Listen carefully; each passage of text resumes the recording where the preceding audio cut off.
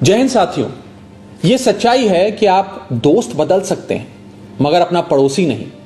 और अगर पड़ोसी पाकिस्तान जैसा हो तो उसे ठीक करने के लिए कठोर दंड देना हमारा पहला कर्तव्य है। आज भारत सिर्फ पाकिस्तान नहीं बल्कि क्रूरता, बर्बरता और आतंकी मानसिकता के खिलाफ एक जंग लड़ रहा है। हमारी सेना जिस अद्भुत वीरता और शौर्य से लड़ रही है उससे साफ है कि इस बार आतंकवाद का खात्मा होकर रहेगा। बस हम सबको अपने अपने ईश्वर, अपने अपने भगवान से सैनिकों की सलामती की दुआ करनी है, प्रार्थना करनी है और उनके परिवारों के साथ खड़े होकर उनका साहस और मनोबल बढ़ाना है। जिन परिवारों से निकलकर कर्नल सोफिया कुरैशी और विंग कमांडर व्योमिका सिंह जैसी बेटियां तिरंगे की शान संभाल रही, जिन परिवारों के बेटे सरहद पर दुश्मन का मुकाबला कर रहे हैं, उन परिवारों के साथ चट्टान की तरह खड़ा होना है। दुनिया जानती है कि हमारा ये उसूल है, ना हम किसी को पहले छेड़ते हैं और ना ही बाद में किसी को छोड़ते हैं। 22 अप्रैल को पहलगाम में पाकिस्तानी आतंकियों ने जिस कायरता और क्रूरता से हमारे निहत्थे लोगों की हत्या की थी, वो मानवता के इतिहास पर एक कलंक की तरह है। सो हमने भी अपने बहनों के सिंदूर का बदला ऑपरेशन सिंदूर की पहली इंस्टॉलमेंट से ले लिया, मगर पाकिस्तान अपनी गलती मानने की बजाय भारत को ही आंख दिखाने लगा।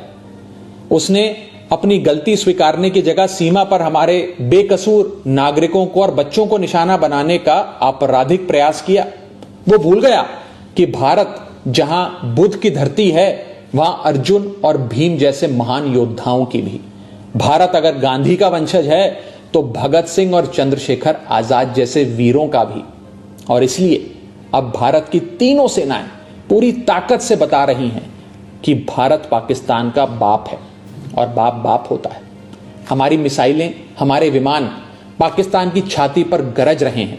हमारा एयर डिफेंस सिस्टम पाकिस्तान की मिसाइलों और ड्रोन्स को मच्छर की तरह मसलकर मार रहा है। जिन आतंकवादियों ने रहम की भीख मांग रही माताओं के सामने उनके कलेजे के टुकड़े को छीना था, जिन आतंकवादियों ने पुलवामा से लेकर उरी तक हमारे लोगों पर नापाक नजर डाली थी, जिन आतंकवादियों ने 2008 में मुंबई में हमारे सैकड़ों निहत्थों और बेकसूर लोगों की बलि ली थी, जिन आतंकवादियों ने 2001 में हमारे लोकतंत्र के मंदिर इंडियन पार्लियामेंट पर घिनौना हमला किया था, जिन आतंकवादियों ने 1993 में हमारी आर्थिक राजधानी मुंबई को सीरियल ब्लास्ट से दहला दिया था, हमारी सेना उन आतंकवादियों को और उनकी नफरत की मानसिकता को पूरी ताकत से दफनाने में जुटी है।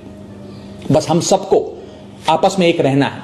मुसीबत में देश की कमजोरी नहीं बल्कि ताकत बनना है। हम किसी भी धर्म, किसी भी जाति या किसी भी राजनीतिक दल से जुड़े हैं, किसी भी नेता को फॉलो करते हैं, इससे ज्यादा महत्वपूर्ण बात यह है कि हम सब हिंदुस्तानी हैं।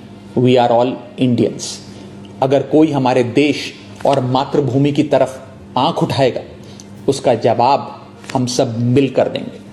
हमारी आर्मी, नेवी और एयरफोर्स पाकिस्तान को फिर से याद दिला रहे हैं कि ऐसे ही 1971 में उसको धूल चटाई थी, ऐसे ही पाकिस्तान के 90,000 से अधिक सैनिकों को घुटनों पर लाकर भारत ने नया बांग्लादेश बनाया था।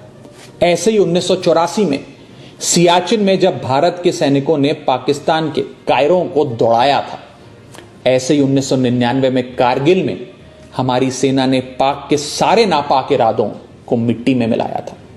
मगर पाकिस्तान की मेमोरी लगता है कमजोर है, इसलिए समय समय पर याद दिलाना पड़ता है। जो देश 24 घंटे 365 दिन पूरी दुनिया के सामने भीख का कटोरा लेकर खड़ा रहता है, जो देश अपने बच्चों के हिस्से का दूध आतंकियों को पिलाता है, उसका फन कुचलने का इस बार इरादा हर हिंदुस्तानी ने ठान लिया है। अब की बार पाकिस्तान को सुधार कर रहेंगे। भारत पाकिस्तान को चुनौती और चेतावनी दे रहा है कि सुधर जाओ, वरना अब काशी से लेकर इस्लामाबाद तक बहेगी गंगा, रावलपिंडी में लहराएगा भारत का तिरंगा। जय हिंद।